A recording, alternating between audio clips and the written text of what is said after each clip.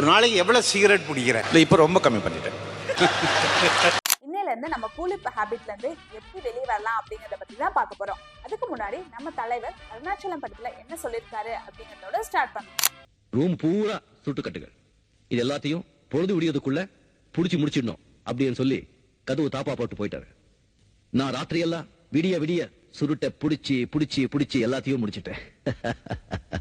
காதல கதவு திறந்து வெளியே வரும்போது இந்த சுருட்டோட வாசனை எனக்கு பிடிக்கல.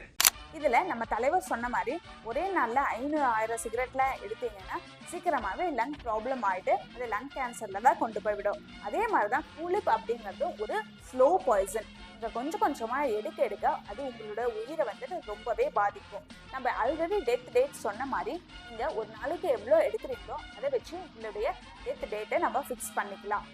இன்னும் நான் இந்த விஷயத்தை பத்தி ரொம்ப சீரியஸா இருக்கீங்க, கண்டிப்பா விடணும்னு நினைக்கிறீங்க அப்படின்னா கமெண்ட்ல சீரியஸ்னு சொல்லிட்டு கமெண்ட் பண்ணுங்க. உடம்புக்கு நல்லது இல்ல.